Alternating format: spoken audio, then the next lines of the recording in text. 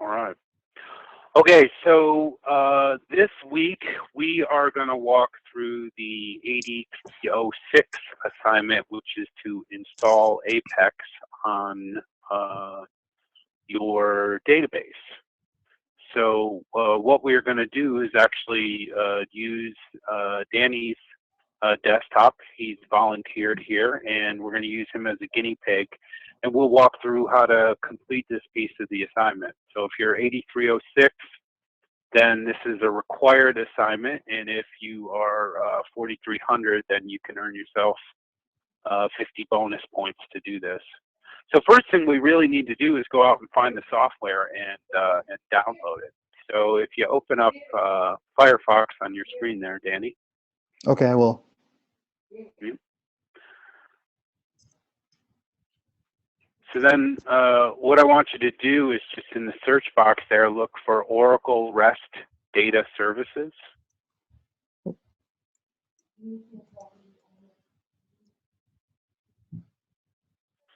All right, and that thing that pops right up is really what we're looking for. And then if you click on the Downloads tab,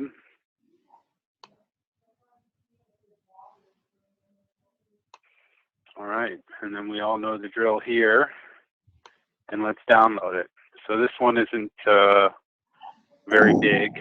Ooh, my password. Obviously, you'll need to enter your password.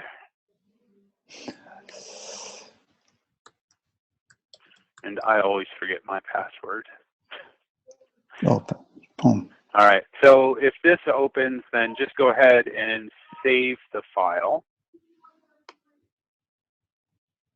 And then we're going to actually want to do the exact same thing for Apex.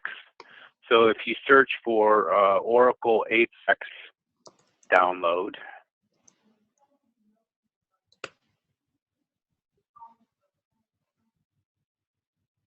and then that Oracle, actually let's scroll down just a little bit here. We're looking for the download. Actually, right there, the very first one has download, so go ahead and click that. Yep. When this comes up, we should see a download here somewhere. Try. Scroll back up, sorry. And click the Get Started and see if that takes us to a download page.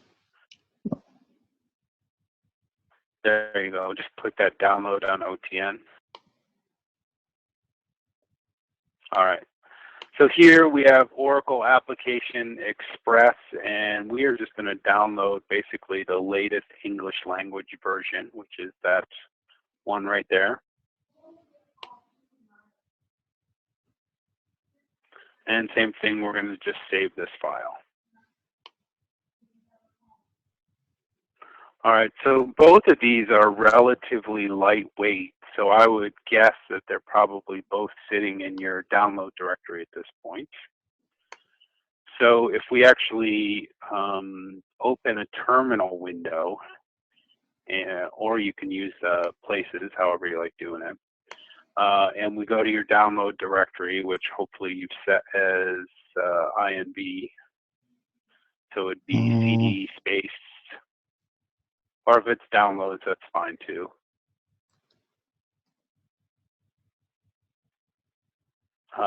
CD/INV.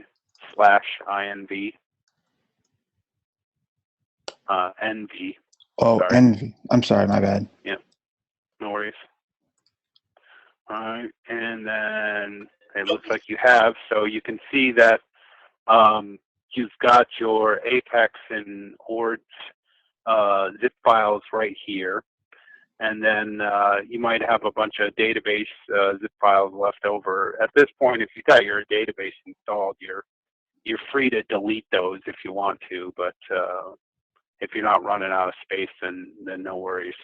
So really what we're going to want to do is unzip these into our Oracle home directory.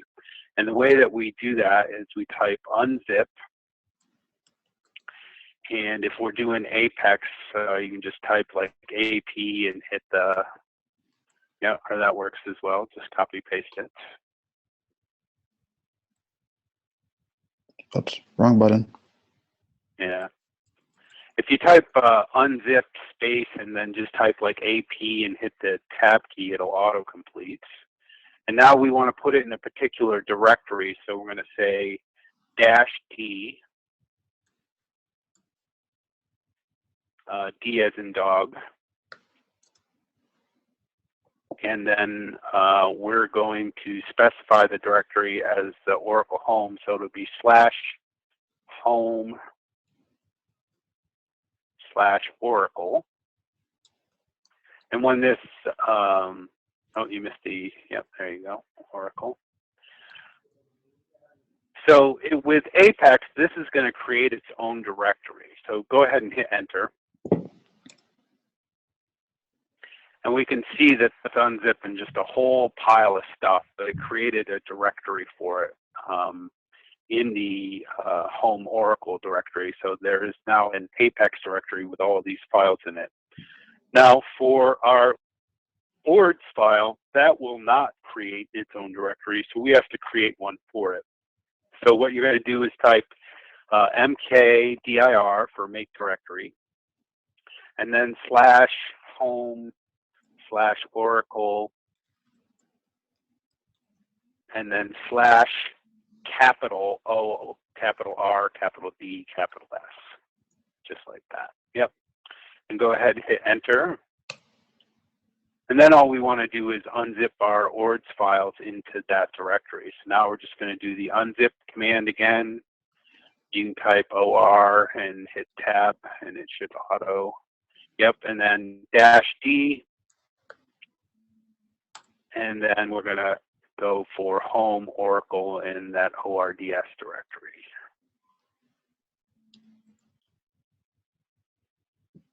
Yep, and hit enter.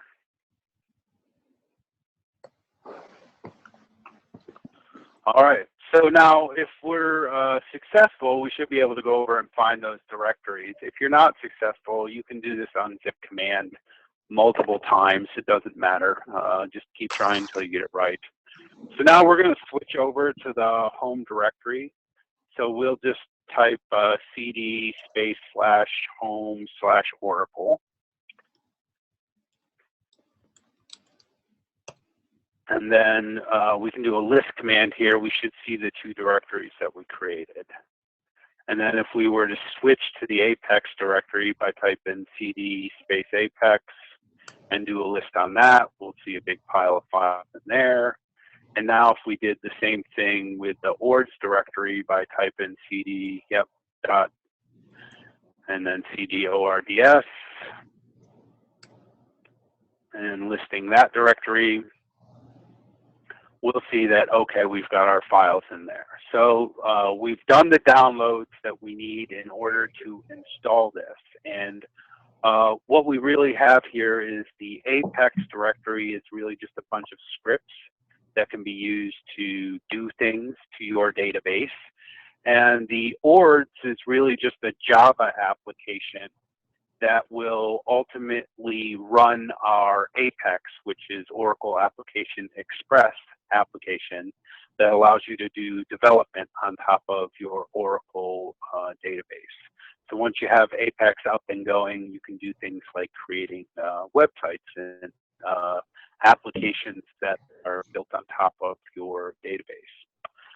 So, okay, the next thing we're going to want to do then is just open up a SQL developer.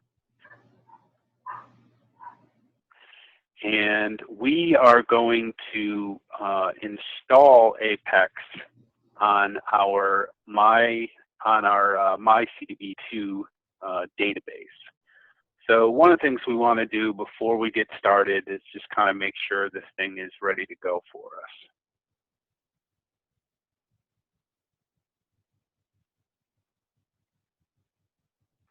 All right, so if we can, if you just right click on your sys on MyCDB1 there and go to properties, we can set up a connection for MyCDB2.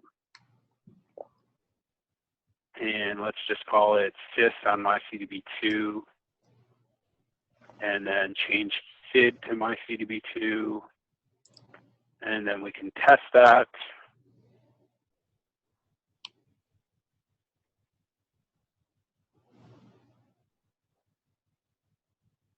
And then we can just hit save and we'll have another connection there. So, okay, now that we have that, we can go down to our DBA panel and we can take a look at the status of our pluggable database we might have in here. So let's go to sys on myCDB2. So just hit the plus sign, the green plus there under DBA. Oh. Yep. So now we're going to select our sys on myCDB2 connection and say OK. And then that'll connect us, and then we can expand that connection down in the DBA panel. And we're going to take a look at our container database folder. And so we have should have a myPDB1 on myCDB2, which we created as a part of assignment 1. So if you right-click on that, you can see the current state. So if we click, or if we just double-click on it, it'll actually show us its current state.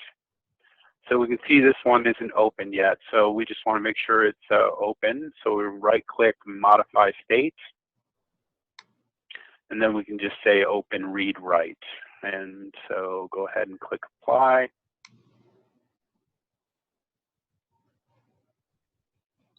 All right. And now this thing is pretty much ready to go. So one of the things we need to understand about container databases and pluggable databases, the container, or the sort of the mama database, if you will, here is myCDB2. And it has a whole bunch of code and things like Apex that can be used by pluggable databases. And so if we were to just create a bunch of pluggable databases on this as we are going along right now, they would all have whatever the current version of Apex is for this container database. Now, we don't want to use the current version that's installed here, because what comes with the software that you download is an older version, and we want to install the latest version. The other thing that we don't want to do is we don't want Apex installed on our container database. We want it installed on a pluggable database.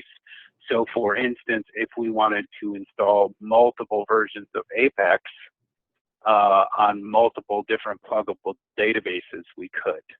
So there's kind of a process for this, and you don't necessarily really need to understand what I'm talking about here, but hopefully it'll become clear as we go along.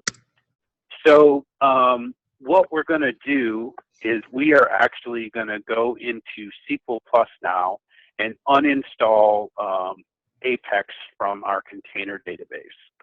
So what we're going to do at this point is just go open a terminal. And then we're going to type dot space aura env for the dot aura env. And the reason we're going to do this, we just want to switch to myCDB2. And then we're just going to log into SQL Plus.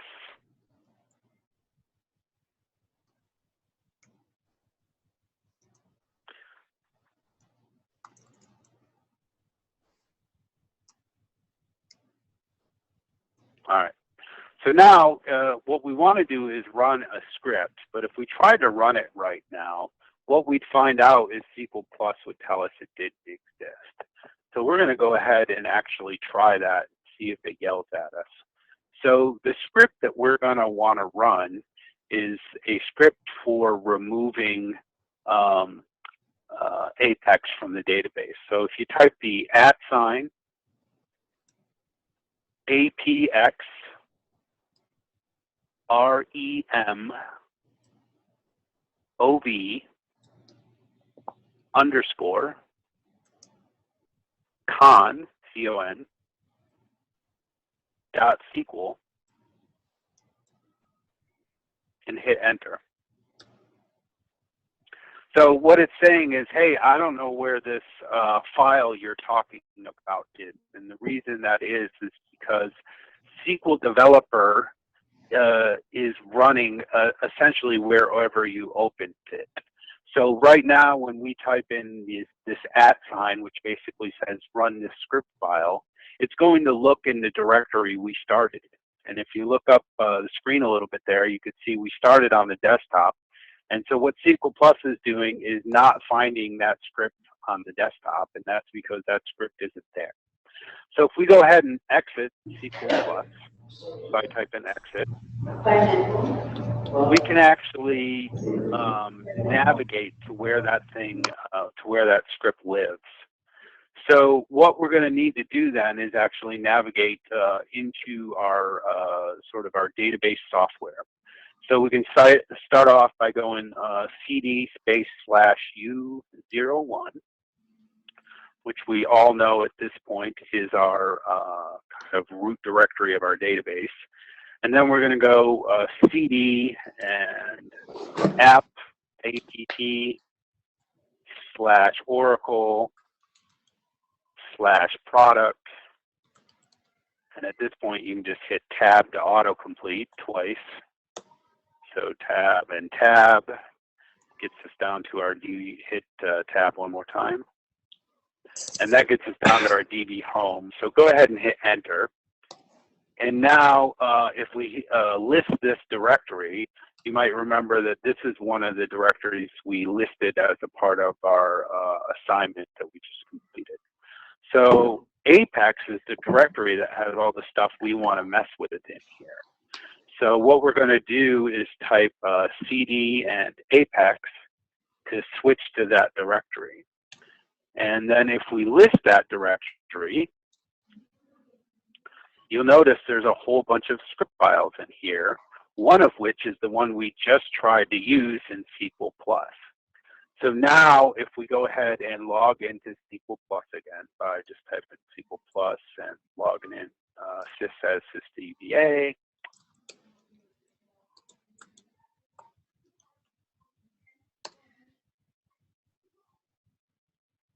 we can now actually issue that command. So it's going to be @apx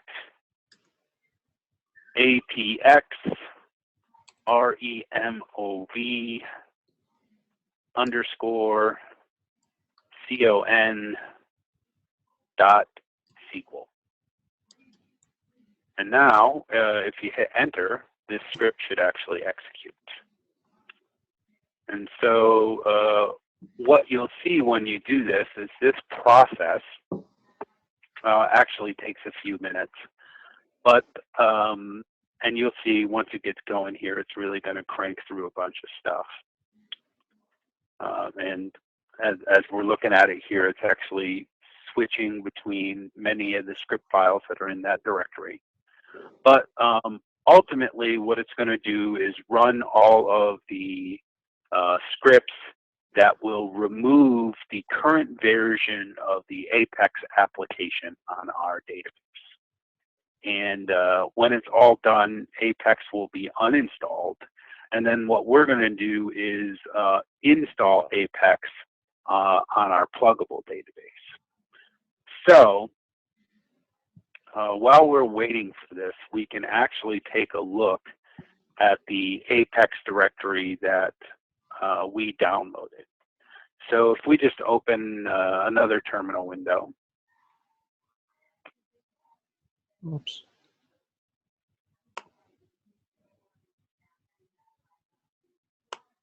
And then we just switch, we just need to go up one level here. So cd /...,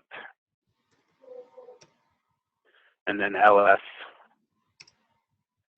and then cd Apex.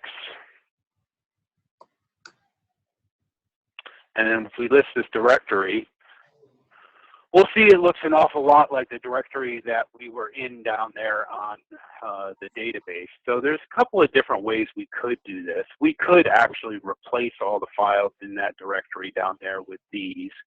But for the sake of simplicity, we're going to leave all this stuff up here in the Oracle user home directory. so that we don't, get confused about which versions of Apex we have.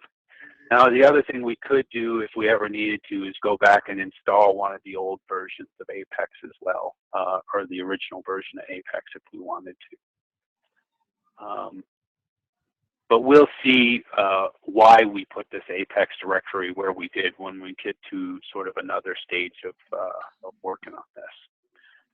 So, all right, let's go back and take a look at our other editor window and see what's going on. All right. So basically what this is telling us is, hey, I'm done uninstalling this, and you should get something that looks like this, and you could use those commands to see if there was any big errors. But the fact of the matter is this looks pretty standard, and so I'm pretty sure that our Apex uninstall has worked. So now what we're going to want to do is we're actually going to want to go and install the new version. So we're going to have to exit out of our SQL Plus. So go ahead and just type exit. And then we are going to switch to our Oracle user home directory. So quick and easy way to do this is to just do cd space tilde, hit enter. Now if we type pwd, we should see that we're in the Oracle home, the Oracle user home. And now we just want to switch to that Apex directory that we created.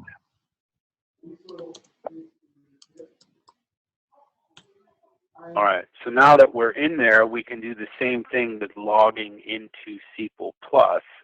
Now we're going to want to make sure that we log into MyCDB2. We do know that we ran the .ora-env already, and we are in the MyCDB2 SID is set as the Oracle SID variable. We'll just double check it when we get in there. So go ahead and type SQL Plus.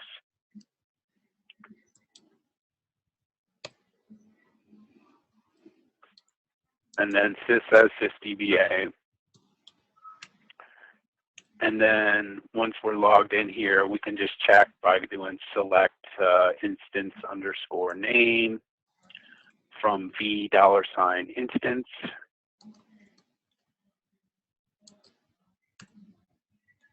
Enter. And we see we're on MyCDB2. Now that's all great, except that isn't exactly where we want to be. We want to be on our container database. And so the way that we get there is we're going to use a command called alter session.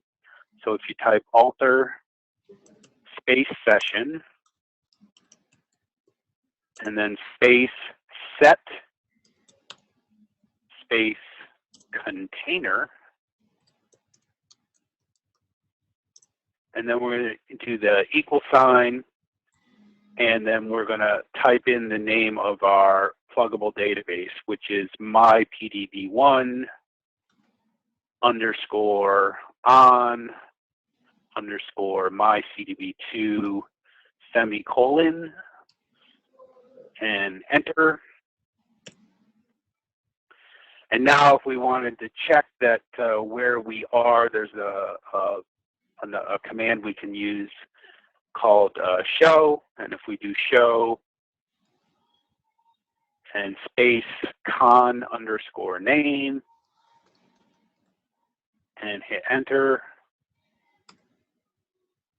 it shows us that the current container, or the current, or really what is pluggable database, is mypdb1 on mycdb2. So this is exactly where we want to be. We are on our mypdb1 pluggable database, on our mycdb2 container database, and now we are going to use SQL Plus to install Apex onto this pluggable database.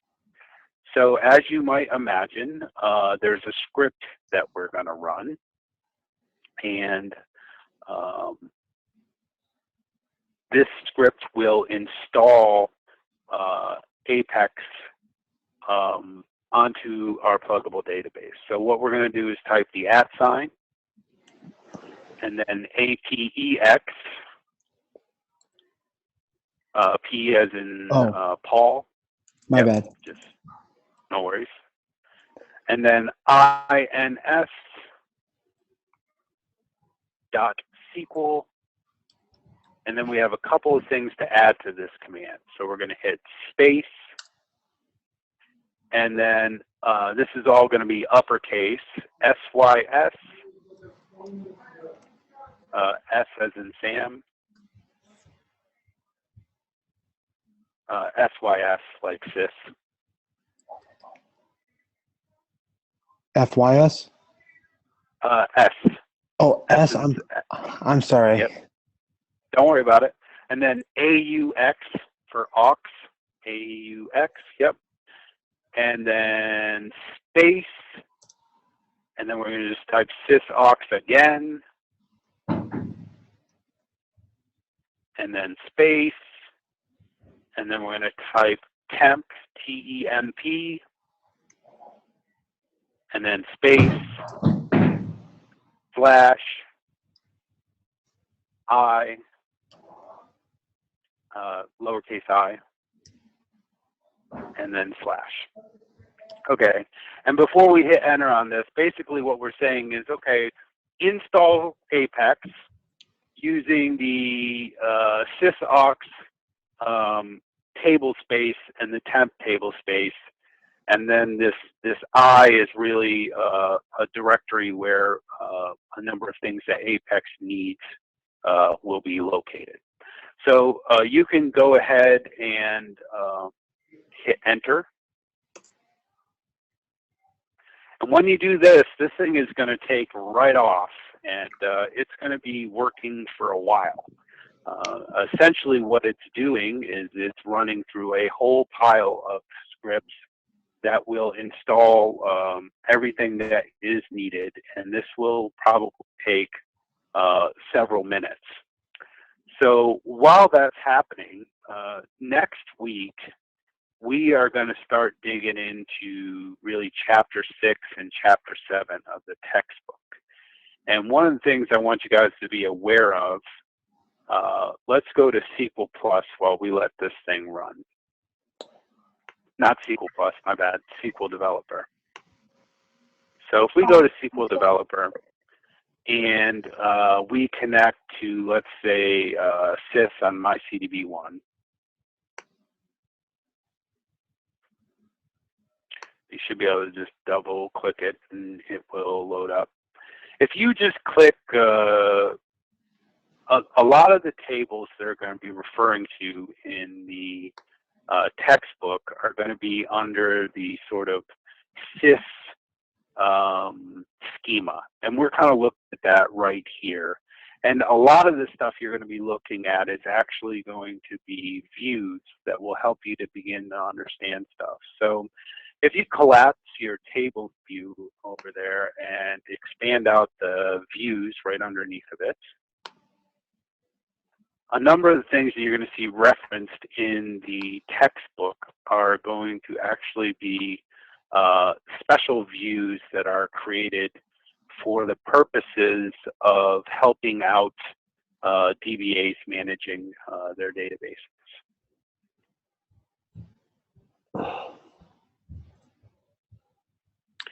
So one of the ways to make your life easier on this, and we'll see that our, all right, one of the ways to do this is if you come into this views, you can actually filter this. And a lot of the stuff you're going to be looking for is going to have the word, it's going to have DBA in it.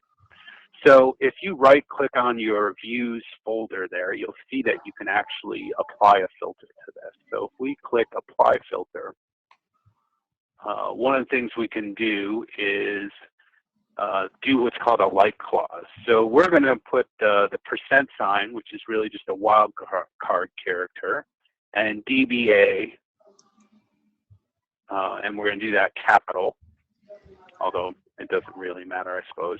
And then % again for wildcard, and say OK. And what's going to actually happen when we do this is it's going to filter it down to only those views that have DBA in it.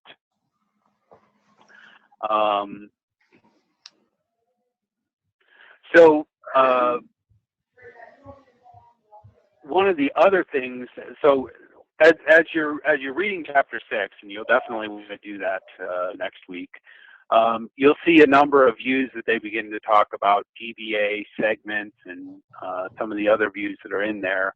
This is going to be a way that you can actually find them in your database and begin to follow along with the book, looking at the actual views and tables that are being referenced by the author. Now, another thing you can do, if you so choose, is if you right-click on your connection up there, you'll see that you can use a thing called the Schema Browser. It's about probably the fourth one down. Yep. And if you click that, what you'll see is that it defaults to sys user, but if we hit the drop down where we see sys, there's actually a whole bunch of schemas / users. It's kind of used synonymously. And all or any of these may have different types of tables and stuff like that in them. And we can see right there, hey, there's an Apex user on this database, and we're not actually operating on this database. The other thing that we will probably see if we scroll through here is some of the sample databases here. So if you scroll down just a little bit, or the sample schemas that get installed, and maybe we didn't have the sample schemas on MyCDB1. But in any case, if you want to go out and look for a particular user or a particular schema and find the objects that are available inside of that schema, you can use this Schema Browser view as well to kind of wander around, if you will. So I would highly encourage you to just kind of poke around and look at some of this stuff. So, and especially as you begin to work on the stuff that we're going to be working on in chapter 6 and 7, this will be very handy for you. So I wanted you to be aware, a lot of their examples are using SQL Plus to do some of the select statements on a lot of these objects. I find that to be cumbersome, so it's up to you, but I always kind of like to use SQL Plus wherever possible. So let's go back and check on the progress of our script. We can see that thing is churning away. So one of the questions I got in the chat window here is that somebody had completed the Apex installation, and when he tried to reset the admin password, I forgot the exclamation mark, so it errored out and exited SQL Plus. Well, you can actually log right back into SQL Plus, sort of where you were. You'll need to make sure that you're in your container database and all that, and then just run that exact same script again you did to set that password. And just about all of the things that you're seeing us do for this Apex installation can be done iteratively, which means over and over, right? And you shouldn't really hurt anything. Worst case scenario, if you just totally flame your MyCDB2 and burn that thing to the ground and can't get it to do anything and just ruin it completely, this is part of the point of the first assignment. Fire up your DBCA, your Database Creation Assistant, blow away your MyCDB2, and just create another database and start over. Anytime you're doing database administration, and as you're trying to learn how to do something new, which is a highly critical task for a database administrator, you got to get used to this ability to kind of try things a few times. So the great part about what we have here is we have a dev server, which nobody is relying upon, which we have installed multiple databases. And so if we happen to completely ruin our MyCDB2, we can just start over with a new one by using our DBCA, and it's not that big a deal. Eventually, after you've run this stuff, we are going to come to a screen where this thing finally completes, and we're not quite there yet on the screen that we're looking at, but it shouldn't be too much longer here. And once we let this particular script finish, we've just got a couple others that we're going to run, which helps to configure the users that we're going to use as a part of our Apex installation. So all of the commands for this, by the way, I posted, I think, last Wednesday, and they are the week 5 slides. And if we take just a second here, I'm going to go ahead and share my screen. And I am going to go ahead and move PowerPoint here. So these slides are up on Blackboard, and you should have all the commands that you need to walk through this. It may be, hopefully with us doing this example tonight, it'll make it easy for everybody. But I'm hopeful that these slides, you should be able to follow pretty much verbatim and complete this assignment without too much trouble. And if you jack something up, you should be able to just go ahead and do it again. So we're ultimately waiting for this thing to complete, and we will eventually get to this, what this slide is showing as the last screen here. And then the next thing that we're going to do is issue this other script, which will reset our password, and then we're going to do the rest configuration, which is really configuring it to use that board's Java application that we downloaded. And once we get through these 2 scripts, we should actually be ready. So Danny, go ahead and share your screen again then. How do I, oh, there we go. I think it's exit your share session. Okay, let me go ahead and just stop sharing.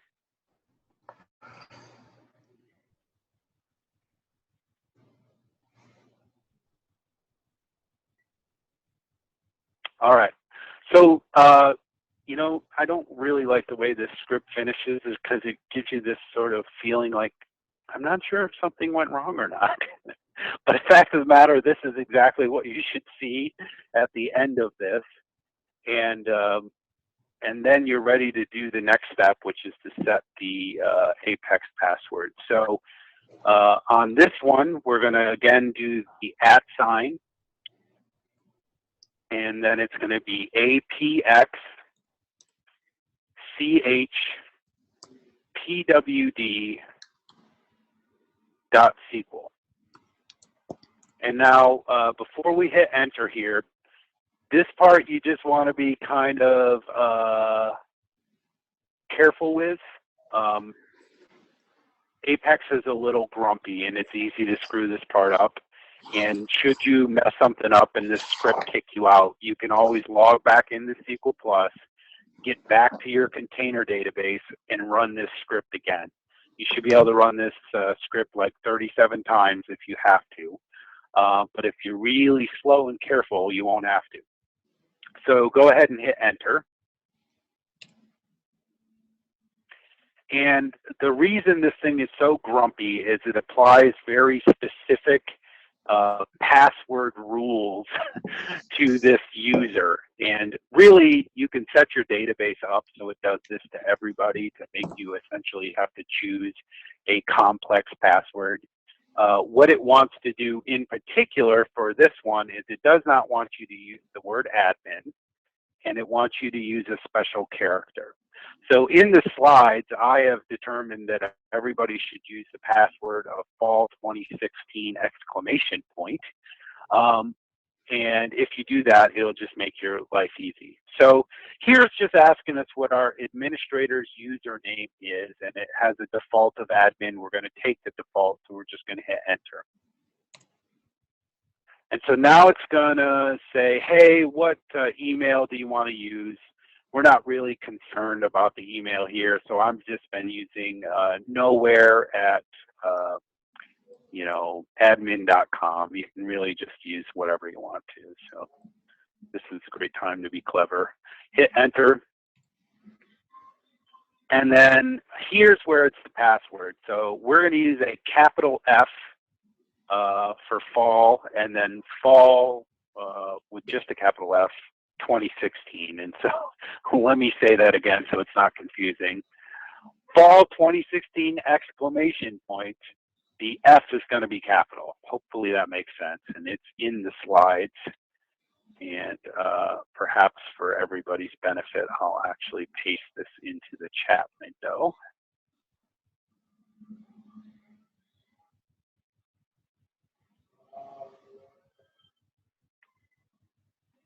Maybe I'll just type it into the chat window because it's grumpy.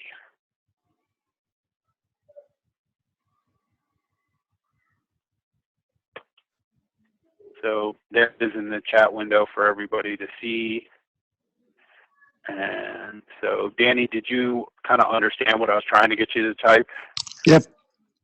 Or you can look at the chat window and see what it is there. Should I click? Yeah, I did that. Okay. So after you type that in, just hit enter. And providing you didn't fail the password check, it'll say, hey, I'm happy. I created the admin user. If this chokes on you, just go in and do it again, remembering to switch to your pluggable database when you do this. And you can do that, like I said, 37 times if you have to. So now that we have actually done that successfully, it's a good idea to write your password down, or if you just use the ones I gave you in the slides, you won't forget it. Next, we're going to do the configuration thing. So now we're going to do @ and apex, APEX _ rest, REST _ config, CONFIG .SQL, and hit enter. Now here's another situation where we have to be careful as we go through here because this thing is kind of grumpy about the way it goes about it. So for this Apex listener user, I just want you to use that same password again, the fall 2016 exclamation point, and hit enter after you enter that in. And then it should give you a confirmation, or now it wants to know the rest public user. We want to use fall 2016 exclamation point again. And hit enter. And again, if you got it right, it won't yell at you and everything will be fine, but should it blow up, you can go in there and run that script again. So the last thing that we're going to want to do is we want to unlock our Apex public user, which is has been created as a part of this process. And then we're going to want to give it a password. So the way that we do that is with alter user, so alter space user. And then we're going to type all capitals Apex _ public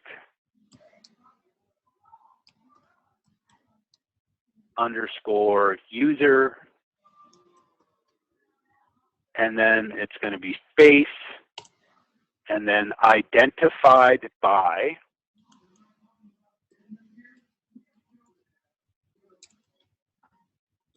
space by.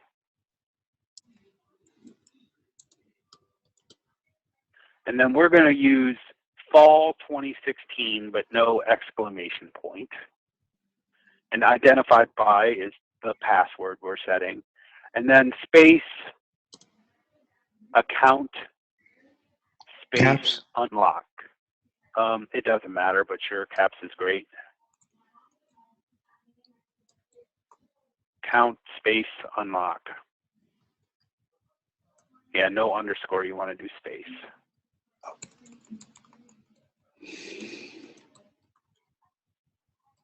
and then semicolon. And now this is basically saying, hey, we want to unlock the Apex public user, and we want to give it a password of fall 2016. So go ahead and hit enter.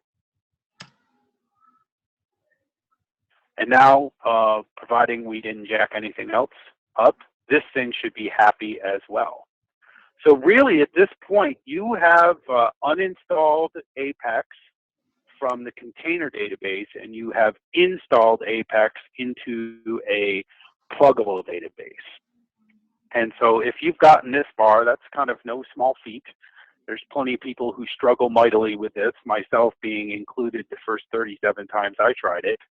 So this is kind of a beginning to move towards, you know, getting more comfortable doing things to your database and being a DBA. So now the next thing that we're going to want to do is actually set up our ORDS application to run Apex for us. So what we're going to do is exit SQL plus. So just type exit.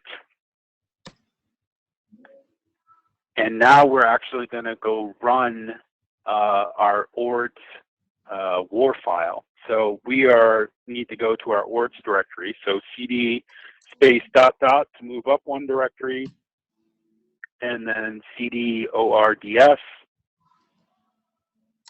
and that'll be caps.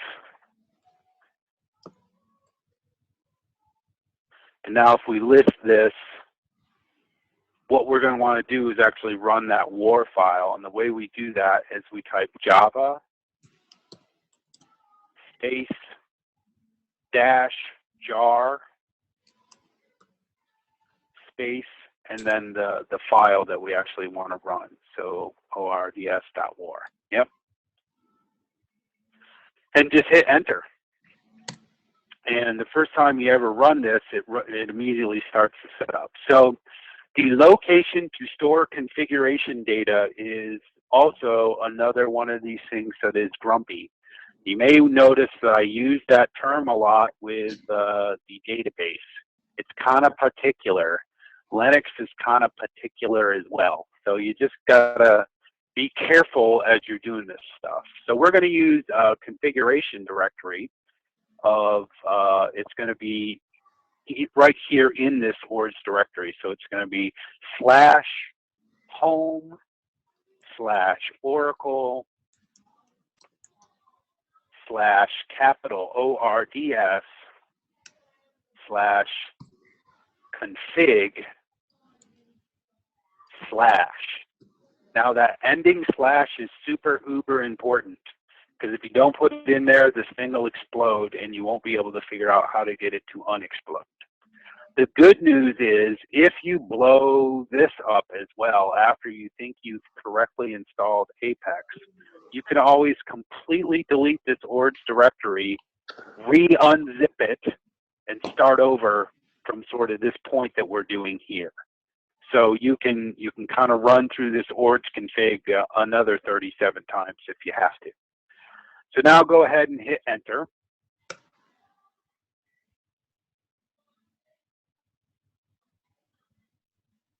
And so now we're going to enter, it's going to want to know the name of the host. As you might figure out here pretty quickly, it's trying to figure out how to connect to the database. Localhost is fine, so just go ahead and hit enter. If we were doing this remotely, we would be pointing at a specific host, but because we're doing this on the machine the database lives on, localhost is fine. The port is 1521 that our database listens on, so that's also fine. So hit enter. And then it's going to want to know, hey, are you going to specify a database service name or a SID? Well, we are going to use a service name because our pluggable databases use service names. So it's one to specify the database service name, which is default value. So you can just click enter. Oh, just enter? Yeah, or okay. You can type 1 and hit enter. Either way it works. So just hit enter. Now the database service name is mypdb1 _ on _ mycdb2.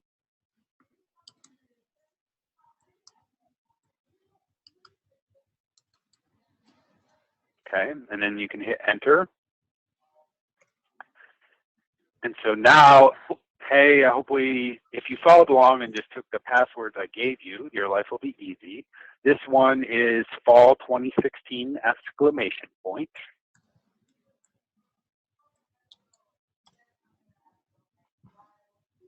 And then it wants you to confirm.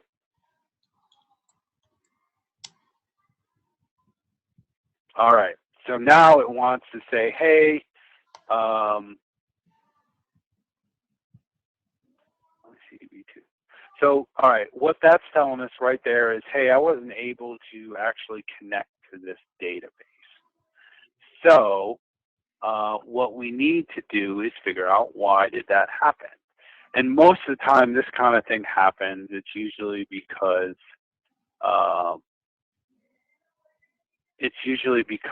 of either a problem with the listener, or we maybe typed something incorrectly or something like that. So if we, my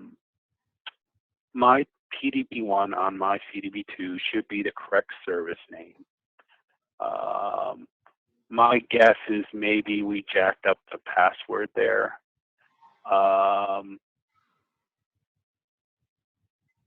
Let's go ahead and continue through this setup. And worst case scenario, we'll just see how it is we can do this more than once. So go ahead and hit enter.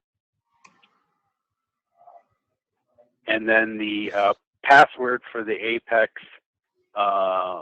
public user is just fall 2016 with a capital F. And then enter. And then confirm.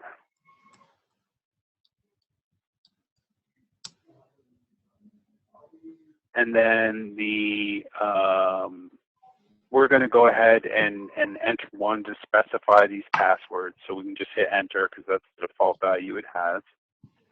And then the Apex listener is fall 2016 exclamation point with a capital F.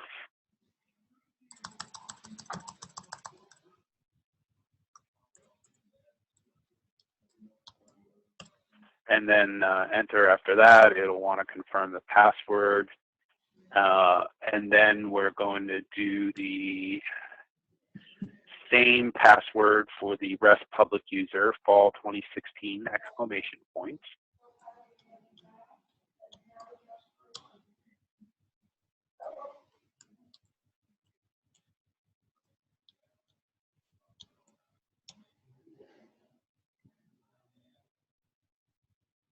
And so here it's basically at the point where it's going to start our application for us. So we're probably going to not be successful in this, but that doesn't matter. We can give it a try anyways. So one is to start it in standalone mode. So we're just going to go ahead and hit enter and see what it does. So the first time you do this, it's going to ask you about the Apex static resources location. And so this is another one that's pretty important. We want to actually, and I just noticed that I didn't necessarily, I don't think I put this in the slides for you. So I will update the slides and put them up there for you. But this directory is actually going to be in that Apex directory that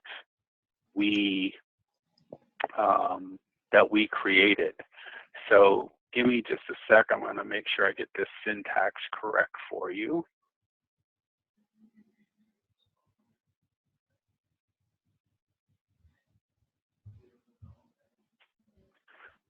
So it should be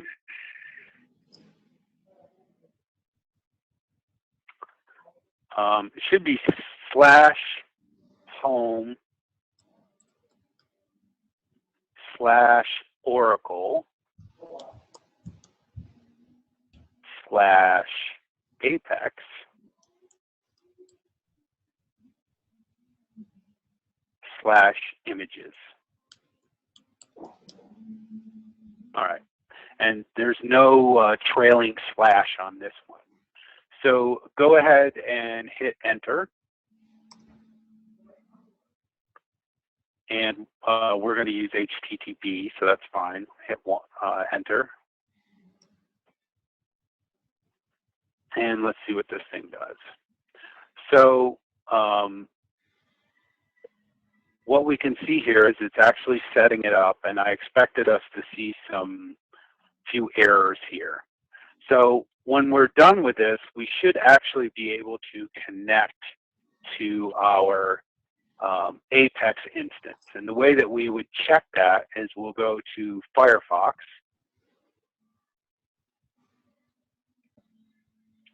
So there you go. And if we go on another tab, we should be able to type localhost and then :8080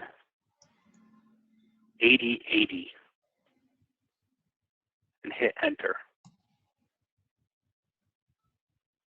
So this is a screen that you'll see when something has gone sort of kind of horribly wrong with this thing. So a lot of times if ORDS didn't start up right, or you mess something up with the configuration, where you expect to see Apex pop up, you're going to see this thing right here. And generally that means, oh man, something went wrong. So how do we troubleshoot that? Well, the first thing we're going to want to do is see if our pluggable database is actually up and going, right? So now let's go back over to SQL Developer. And so if we click on our Connections tab, and we were to go to, say, MyCDB2, we're pretty sure that's running already. So if we go down to DBA and we click the little refresh arrows down there on the DBA tab on the bottom, this should refresh our views on the database, or refresh the DBA views that we have here. It kind of looks like this thing might be running a little bit slow on us here. Go ahead and try clicking that one more time. Okay. And then click on the sys on MyCDB2. Click refresh one more time, see if that refreshes it. There we go. Now just double click the MyPDB1 on MyCDB2. So this is open read write. By all accounts, we should be able to connect to this thing, but I have a fairly good idea as to why we didn't. So one of the things we want to do is go check and see if the listener picked it up. So if we go over and open a terminal,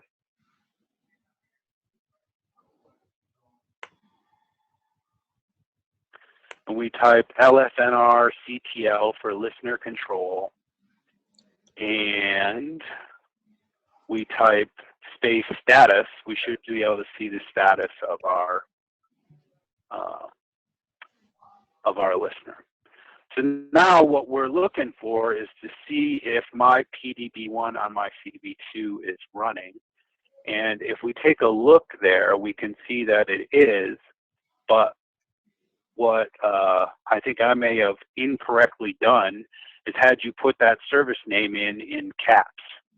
So in your particular case, you've got my PDB1 on my CDB2 running as a, that service is under lowercase.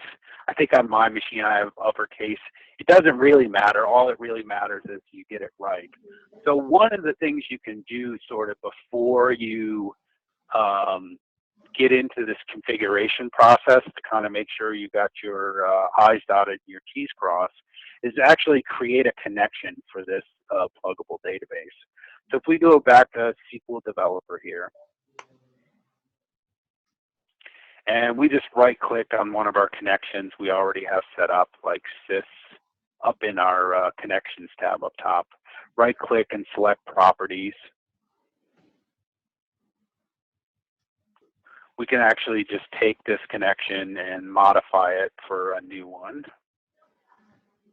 It's going slow. It's going really slow. Yep. So we'll just call this one sits on, say, my PDB1 on my CDB2.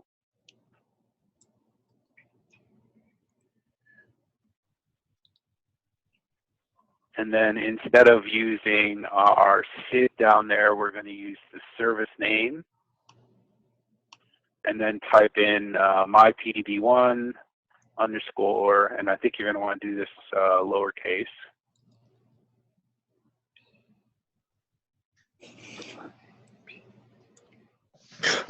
Excuse me. Underscore on my CDB2. And let's test this connection. So we can go ahead and save that as well.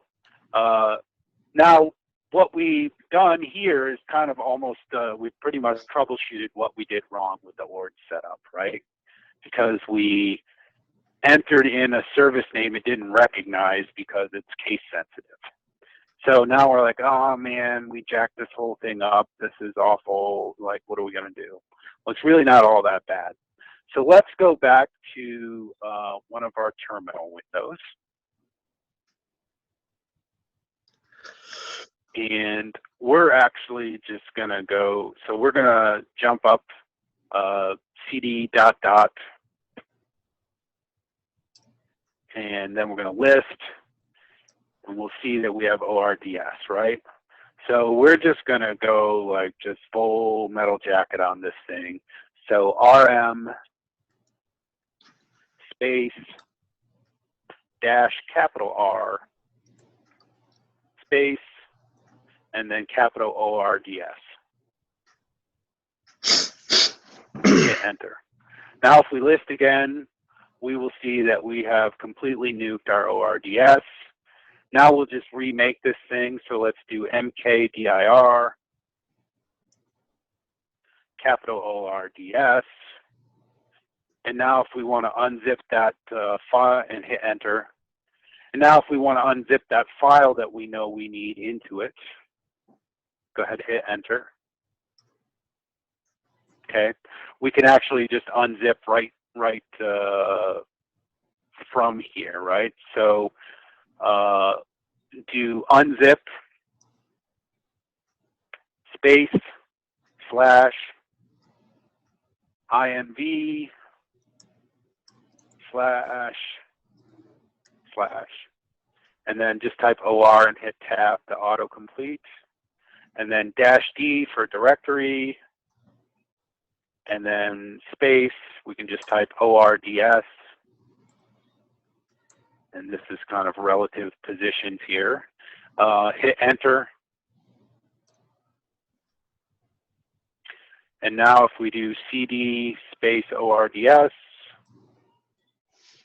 and list that directory, we'll find that we recreated everything we just destroyed. So that's quick and easy to do, and you're probably going to jack this up at least once. So now you've seen how to sort of reset yourself. So what we're going to do is we're actually just going to go ahead and try the setup one more time, see if we can get it right this time. So what we want to do is we want to run that ORDS war file again. So we're going to type Java space -jar space -ords.war. -ORDS. Okay. You want to use the file name. It's just that file that's sitting there. No dash in front of that. Sorry if I said dash. There we go. .war. And hit enter. And so what we'll notice is, hey, we are starting over. So here it's /home /Oracle /ORDS /config / and hit enter.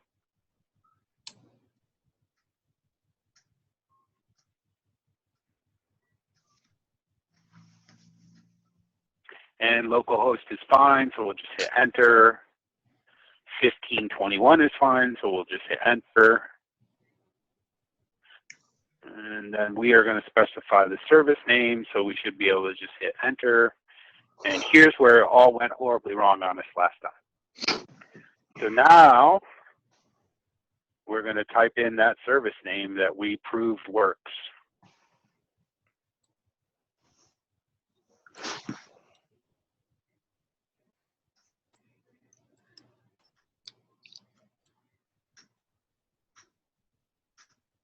And hit enter. All right, public user fall with a capital F 2016 exclamation point.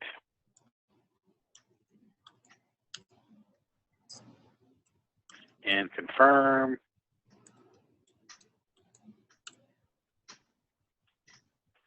And so now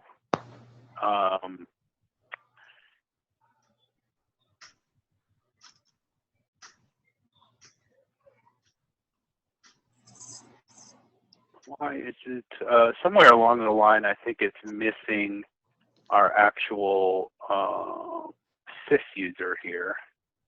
And I thought it would ask us for it. All right, we'll go ahead and hit enter. And then we can walk through this one more time. The public user is fall 2016 with a capital F.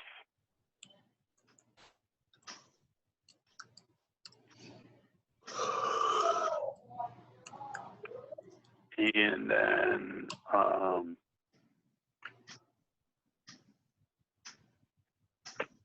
go ahead and just hit 2 to skip this step. And then let's try one more time. So I think what we are, oh, and the static resources location is going to be /home/Oracle/Apex and /images and enter. And then HTTP and then that thing will most likely error out on us again. So for whatever reason here, oh, and we left the other one running, we never killed it. For whatever reason here, we're having a little problem with Danny's listener, and I'm certain we can figure out what the issue is. Oh, I actually see the issue now just looking at it. So if you take a look at your SQL developer connection that we have standing up there, does anybody want to chime in with what they think the problem is? Yeah, it's the port. So it's what 880 you've got there, and what you've got there is 1522, and you put it on a different port. That's totally fine. You can use 3,700 different ports on this thing as well. What we were doing is we went through here and gave this thing connection parameters that were incorrect. And so when it tried to go out and find our database, it didn't find it. Well, we know that our MyPDB1 on MyCDB2 is running, so we're mystified as to why we couldn't find it. And the reason is it's running on port 1522 in this particular case, and not 1521. No big deal. If you've done something like that on your database, it's fine. Just know what your connection parameters are and adjust accordingly as you go through this. So one thing that we want to do here is shut down those other processes that we have running for this WAR file, all right? So the easiest way to do this is to just use a command to find the process. So if we type JPS -V. This will search the space -V. This will basically search the Java programs that are currently running on this machine. Go ahead, hit enter. And so what we can see here is, oh, it's running just a bunch of Java programs. What do we do? Well, we happen to know what this shows us is the Java programs that are running and all the parameters that they've been fed. So you can see 2 Java programs that apparently got fed a whole bunch of parameters, and one just war file running down there at the bottom. And that's the one that we want to kill. So if you typed kill for kill, and then 10005, which is the process number of that war file, and hit enter, our ORDS program is now no longer running. All right, and if we really wanted to prove it to ourselves, you could just up arrow a couple of times for that JPS command, rerun it, and we'll see that the war file is no longer there. And it's just those 2 other Java programs, which are both actually pretty important. So I wouldn't recommend that you do anything to either one of those. And actually, I'm going to show you some stuff here about how to start this up that makes this a little easier to deal with. So, okay, now we know, hey, man, like, I think I know what the problem is. What do we do? So we're going to second burst, same as the first. So cd space ... and we're going to delete this directory one more time. If we don't get it this time, I'm just going to give up on you and we'll figure it out later, but I'm pretty sure we're going to get it. So now if we list, make sure we know where we are. We're going to remove this ORDS directory by typing rm space -capital R, capital ORDS. We are going to delete that directory by hitting enter. We'll type list to make sure we did what we thought we did. We will see that our ORDS directory is gone. Now we're going to unzip by typing unzip space /inv, because that's where our zip file is, / and then or tab to autocomplete, undercase or. And then we're putting it in a directory we haven't actually created yet. So my bad, just backspace that out if you would. Let's make the directory again. So make dir ords, capital RDS, yep, enter. And now we're going to type unzip. If you upload enough, you'd probably find it. But inv / or autocomplete -d for directory, and then space, and then ORDS capital, and that is a relative position, and just hit enter. And so now it's unzipped all our stuff. We can do cd space capital ORDS, and then we list this again.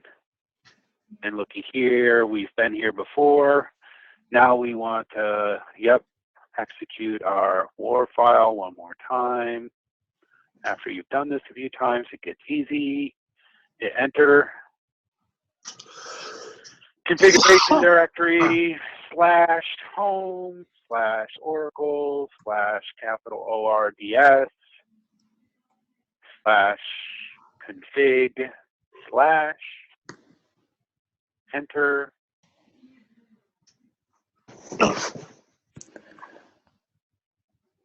Localhost is fine. Here's where it all went to hell last time. It's going to be 1522. Enter? Enter. Okay. Yep. And we are going to specify a database service name, so 1 is fine. Enter. We know it is mypdb1 _ on mycdb2, running on port 1522, and we really hope it finds it this time. I typed it incorrect, right? See mypdb1 on mycdb2. Looks right. Okay. Enter. And then our password for our ORDS public user is fall with a capital F 2016 exclamation point.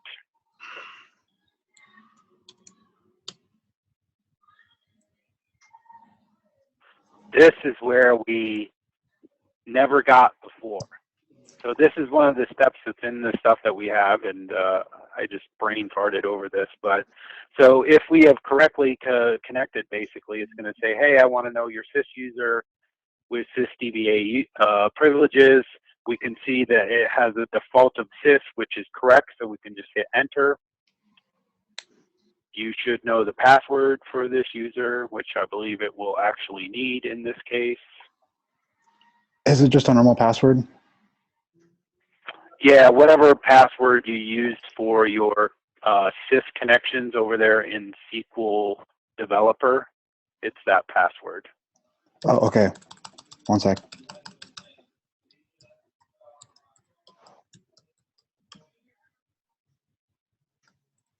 Then it will confirm. All right, so now we still want to use 1. So enter. And the Apex public user is fall 2016 with a capital F, no exclamation point.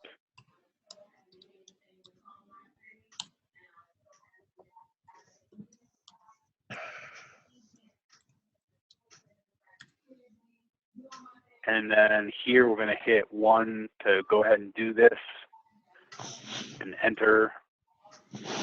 And so Apex listener, fall 2016 exclamation point with a capital F.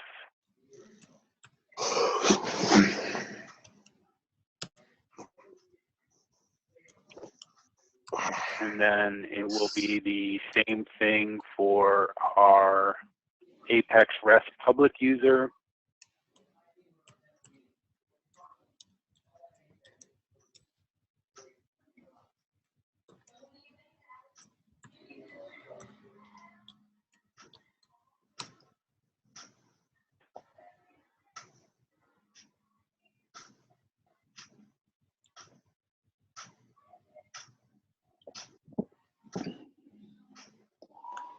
Third time's a charm. Now, what we should eventually get is something that kind of, now it's going to want to know, do we want to start in standalone mode? The default is 1, and that is indeed what we want to do. So we can hit enter. All right, one more time, /home /Oracle /Apex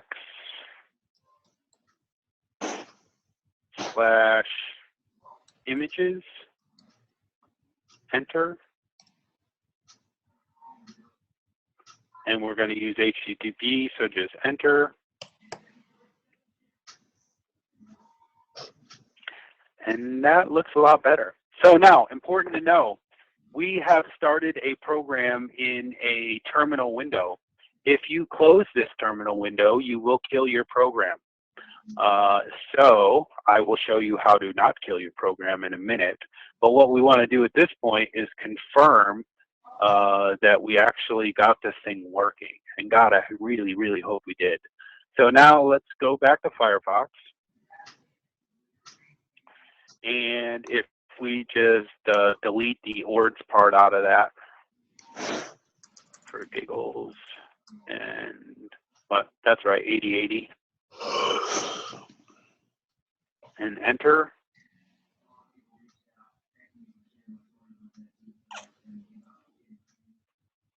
Oh my God, we did it. So I think the most important lesson we learned there was not to panic. It's almost always something, and 99% of the time it's you. So it's okay to try this thing a few times and, you know, work your way through it. It's perfectly reasonable explanation there, and sometimes it's just hard to see, but it's almost always something. So the application express is going to be, when we first log into this, we only have a management workspace here, and that workspace is called internal, and it's all caps. Our user should be Apex, and I want to say that's I'm sorry, admin, my bad, and all caps. And what did we set that for? Fall 2016 exclamation point with a capital F.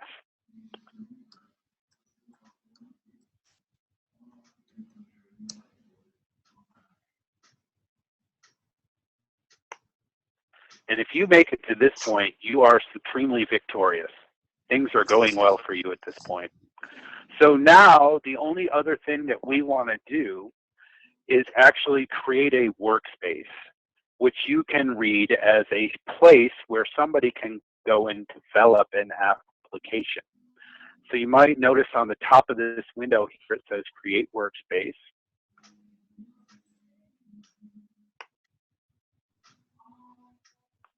And we are going to create a workspace called MyDevWS. So MyDevWS.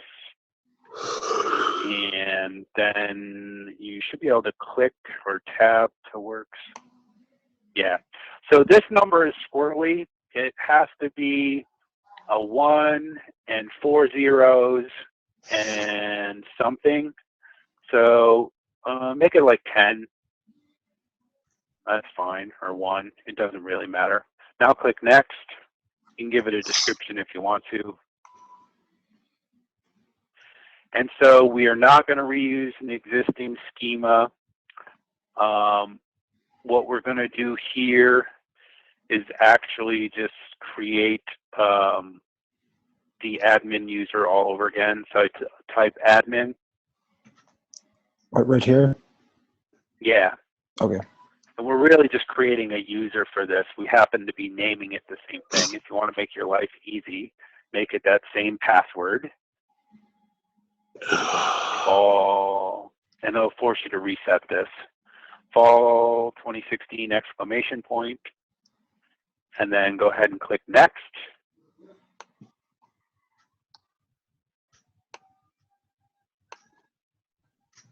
And then it's going to want you to just create a user here, admin, same password, make your life easy.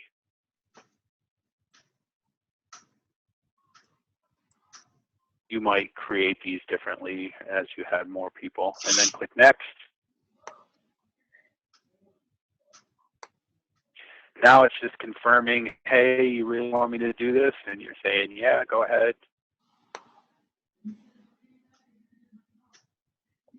And in pretty short order, if nothing has gone horribly wrong, it should tell you that it has been successful in creating your developer workspace.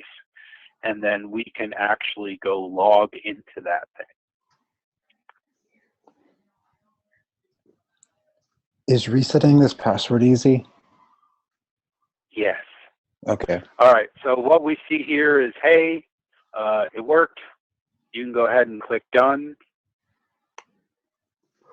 And now we're actually going to sign out of our internal workspace by hitting Admin and sign out. By the way, you could manage users and workspaces from that internal workspace. You can always reset passwords and all that type of stuff. Now return into sign-in page. And instead of internal, we're going to use the MyDevWS workspace that we just created.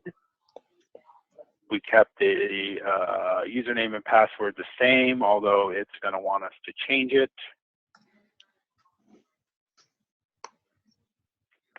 So give it the current password, and then give it some new password. And at this point, I no longer care.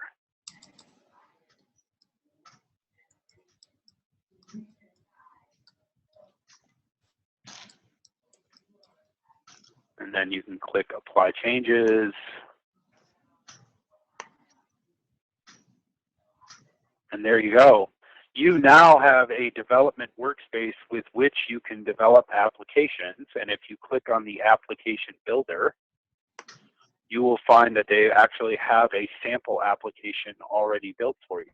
And if you click on that sample application, you can actually run that thing by clicking Run Application on the top left there.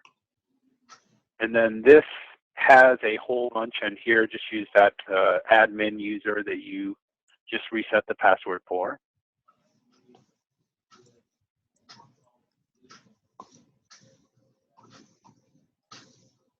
All right.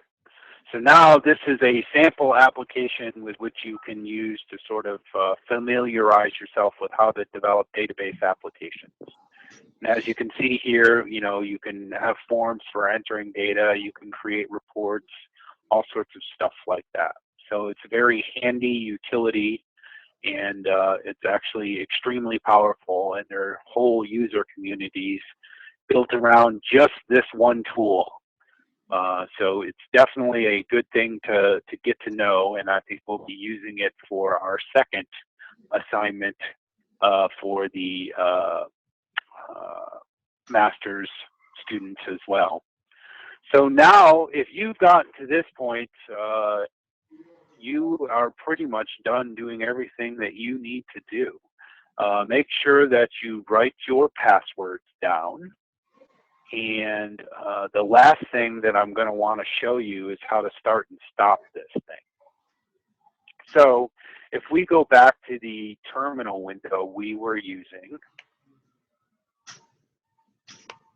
and we look, if you close this window, we will find that when we go back to Firefox, our application ceases to be very functional. So go ahead and close this terminal window that you got here.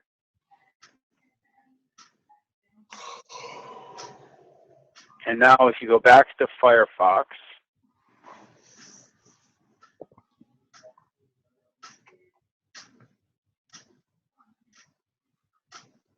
and just try to do something inside the application, it's going to say, hey, there's nothing going on here.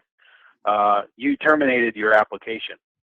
So a lot of times it's not super handy to have your applications be dependent on a terminal window being open, because it's real easy to shut them accidentally. So there's actually a way to sort of run these programs called Nohup that will allow you to run programs in the background. So what we're going to do to run this program is just create a little script for it. And it's real simple. So if you go to Open Terminal, again, open in our terminal window, we're going to actually just create a little bash file. So let's switch to our orgs directory so we can hide all this stuff in the right place. So, yep, and switch to orgs. And now we're going to create a file. And so we're just going to type VI, and let's call this run_orgs.sh.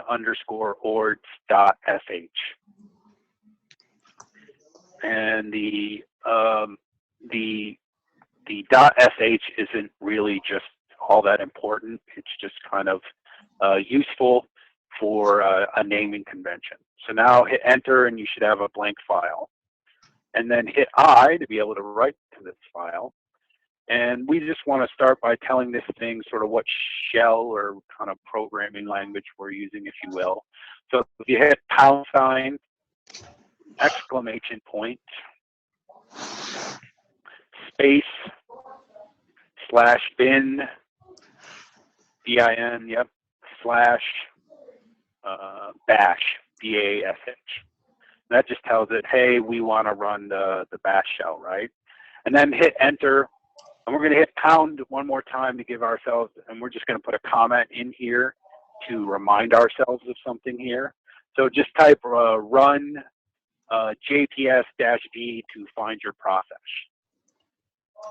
So JPS space-D to find your process. So this is a note to ourselves. And now we're going to hit enter. And now we're actually going to put the command in we're going to use to run this thing in the background. So We want to use a tick mark, but it's kind of a funny tick mark. It's the one that would be under the tilde on your keyboard.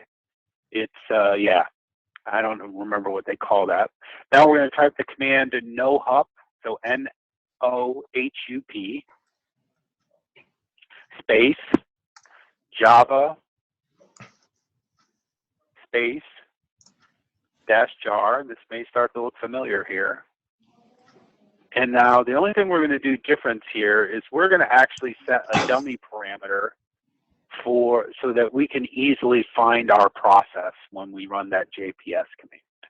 So our dummy parameter, just hit space, is going to be dash capital D NAME for name equals my ords instance, or whatever you want to call it. You can call it Fred if you want to. It does not matter at all.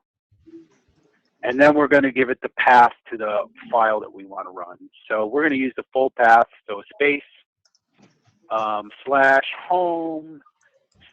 /Oracle, /ORDS,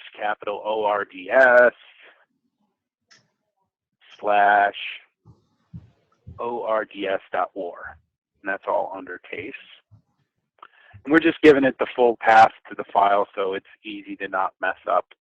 And now we're actually going to use the greater than sign, and we're going to redirect the output from this file.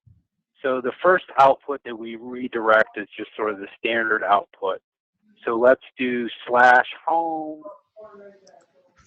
/Oracle, /ORDS, and we're going to call our output file /ORDS.out. And again, what you name this doesn't matter.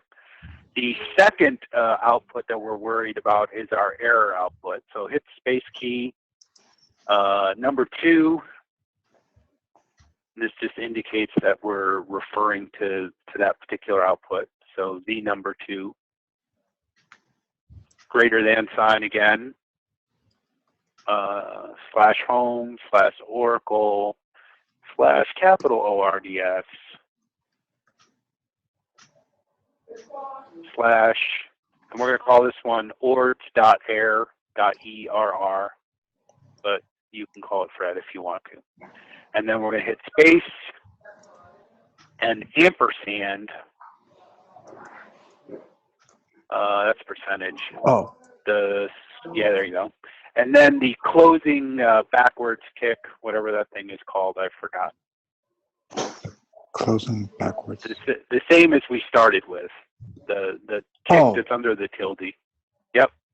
Now the only thing I can see is you spelled Oracle wrong in your first path reference. You should be able to just arrow back to that.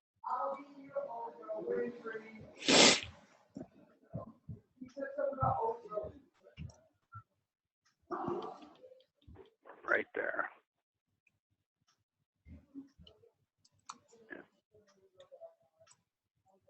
All right. So now we just need to write this file. So we'd hit escape :WQ, enter. And now if we type ls --l, we can see what we have here. One of the things we'll notice is that our run ords.sh is not a pretty green color because it's not executable as indicated by the permissions on the left-hand side.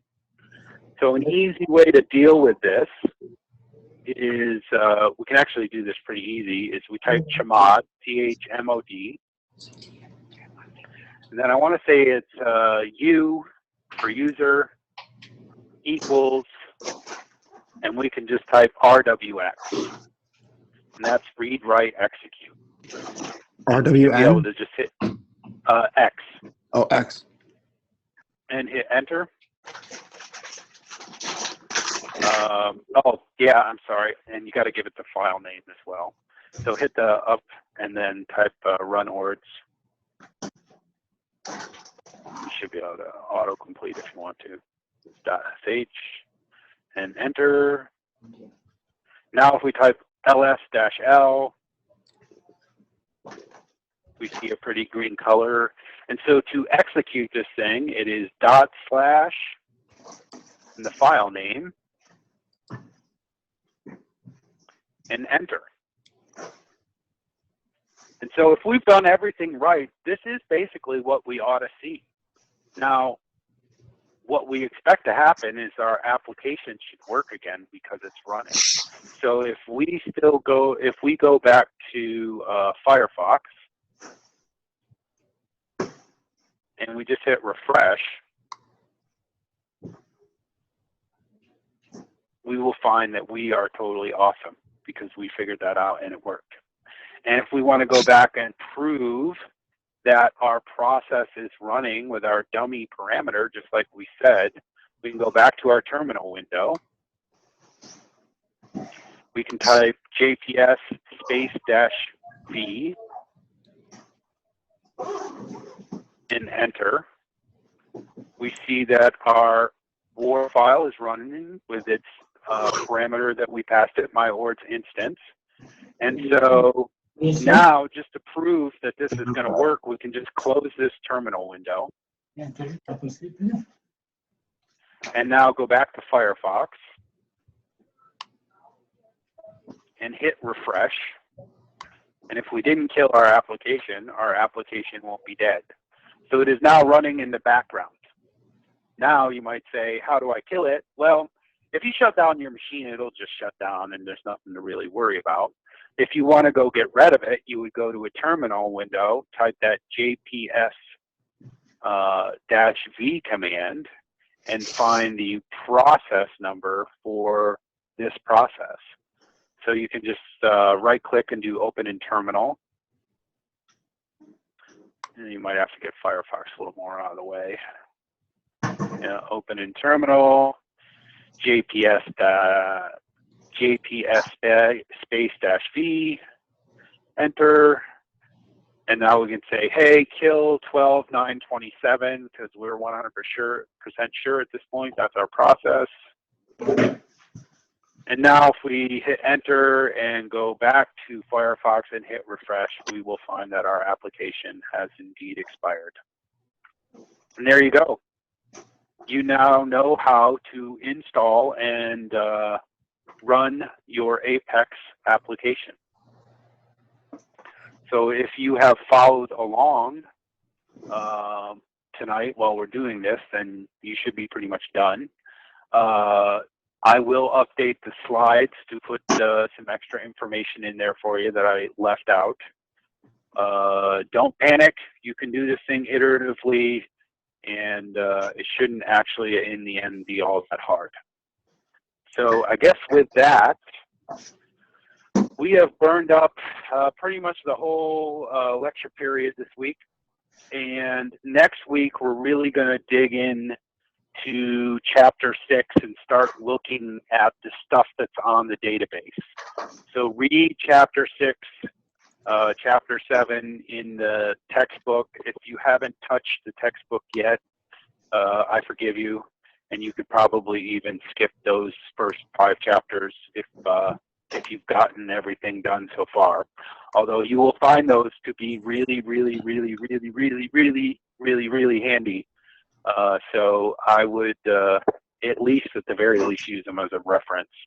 But we're going to start digging into Chapter 6 and 7, and we're going to be doing stuff directly based off of the textbook for the next few weeks, utilizing Enterprise Manager and SQL Developer and a lot of the DBA tables inside of our database.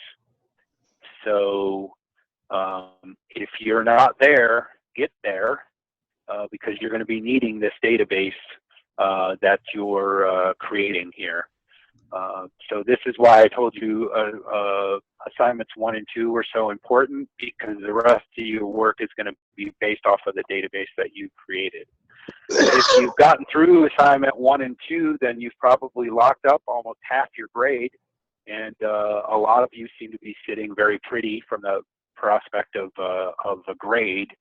And then everything else we do here forward is going to be based on the databases you've created. So if you've got catching up to do, you better get caught up, or you are simply not going to be able to continue in the class.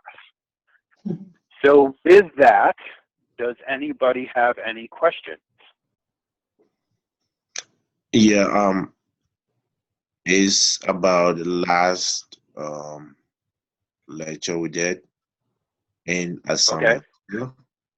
It's about All right. when you copy an instance and you want to use that instance. I just want to know if you can help us give us a document to show how you can those things you need to do so that the instance can work. Did you get me? I think so. You know, tell you what, it sounds like that might be a good question, and if you're going to be around here for a few minutes, we could just take that one individually after class here. I can certainly show you whatever it is you need to know on your desktop, and then if I need to refer you guys to some of the documentation, my answer would be, yeah, there's everything you ever needed to know is out there in the documentation somewhere.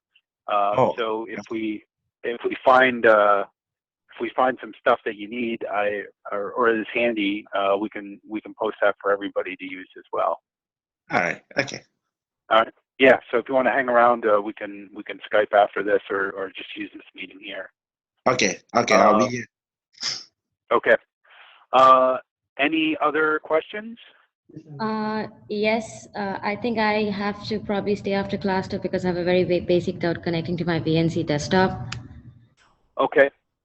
Yeah, we can get you. We can get that figured out for sure. And Okay.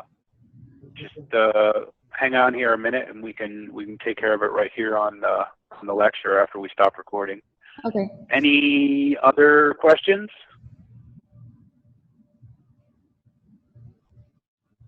All right. I will take silence as meaning no.